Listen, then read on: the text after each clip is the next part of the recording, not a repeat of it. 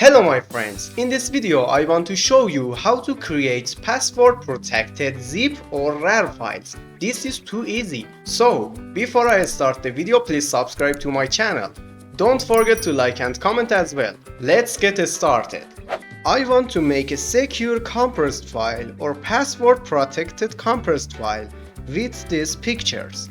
You have to install winrar app for compress and secure files. Choose your files and right click. Go to winrar menu and click add to archive. Type your archive name. You can choose RAR archive format or zip format from here. By clicking on set password button, you can set a password for your archive file. Enter a password and click OK. Click OK and secure file created. Let's check. If I open any files or click on extract button, I have to enter password.